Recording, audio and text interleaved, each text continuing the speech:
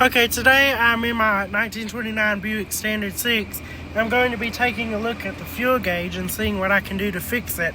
Also, I guess I'll look at the water temp gauge while I'm at it because it's stuck at 140 degrees and it's never moved from there. And I'll also be working on the Model T. So today is car day, yes. So here's the fuel gauge. I understand the logic behind how it works. There is a line that comes off of the back fuel tank, and when you fill up with gas, there's an air pocket that is naturally left in there. Well, the fuller it is, the higher up that air pocket would be, and the more pressure, or the more air pressure the fuel tank would exert. So there's a line, a small line coming from the back fuel tank to go to this. This is a U-shaped tube, and it's supposed to be full of red liquid. When the air pressure is the highest, the tube connects there on this side of the U-shaped tube.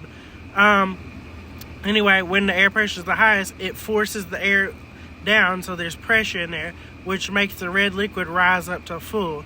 As the gas in the back tank drains, it goes down with the air pocket in the back gas tank. But there's no liquid in here, and I've looked behind this. It looks like somebody used a whole lot of steel stick on this. But we'll see if we can't get it fixed. I'm going to try to take this whole panel off. Also, this map light needs to be fixed. That light bulb is still good. I don't know why it's not on. So let's fix that too. And there's the stuck water gauge, or temperature gauge. Now that works and that works. And this doesn't work. So I need a speedometer cable for that. But I've also got to put a little housing on the transmission for the gear that goes to this, and then find the line, which I will do. I also need to find a key for this thing. The key would go here, and then this would be ignition on, this would be off. And that's supposed to be what this switch does. This switch wires will go here when I find a key. Okay, I've taken the dash apart and I found the problem with this. Let me clean off my camera. I found the problem with the map light. So somebody restuffed the insulation in there, and the bottom post was not making contact with the bulb. So now it should. Let's put it back in and test it. See, let me show you.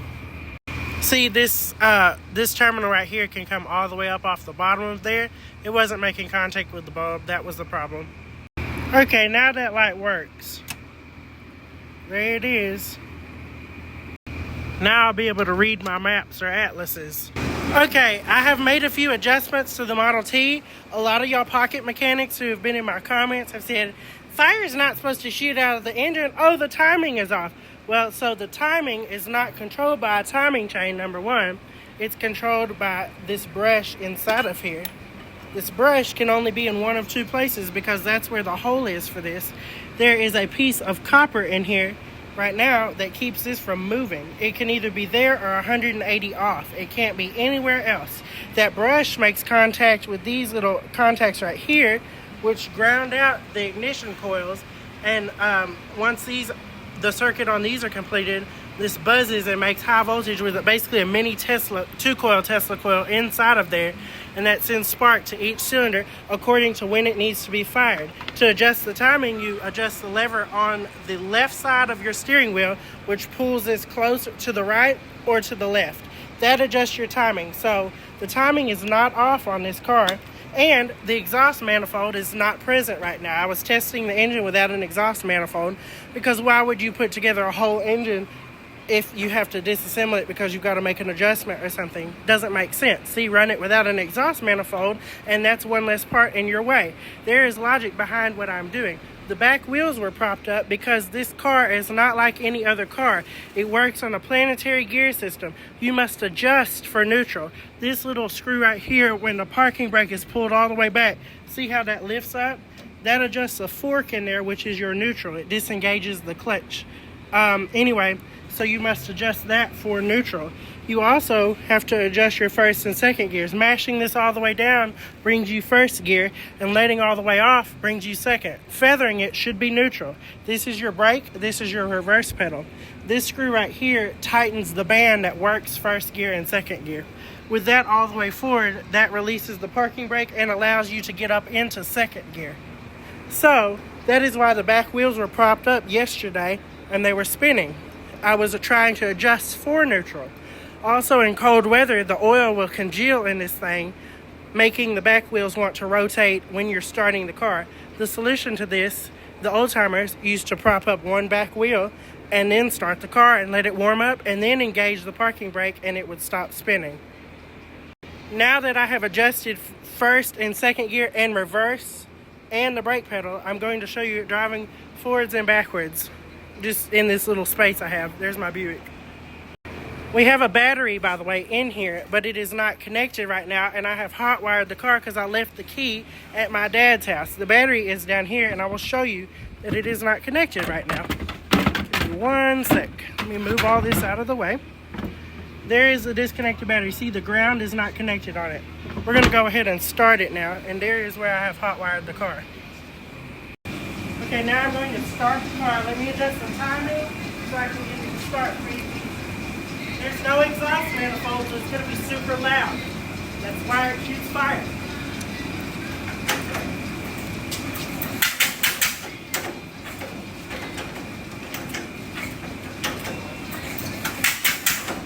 Okay, more adjustments must be made. Okay. That's all it is.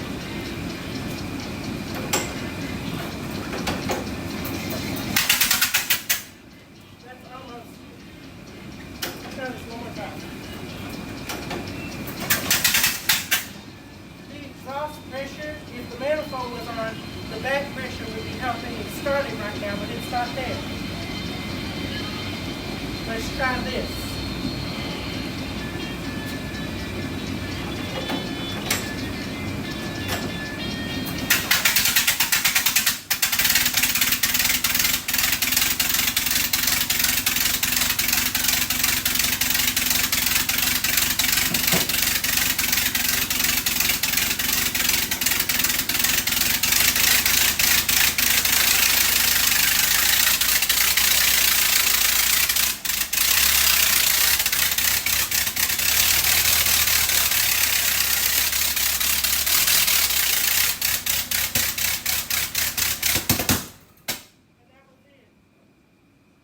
Okay, now I've moved on to the Buick water temp gauge. I opened it up. This was in the engine, this little thing right here. It goes right there where that water's coming out. This is the back housing for this. There's a spring inside of here, and I adjusted the spring to zero out this meter. Now when I lift on the spring, observe. See, that's after I lift on it, it can go up. Now we're going to boil some water and I will adjust this correctly. Okay, I've been tinkering with this thing, and now when I press lightly on the spring, it moves. Also, that screw that they used in the housing was too long, so I'm going to shorten it some, but hopefully this works okay. If you ask why my hands are dirty, it should be pretty obvious. So the temperature gauge is now working. I've been idling the car for about 5 minutes and it's up to 140. The map light is also working now. There's that, and there's the thermostat.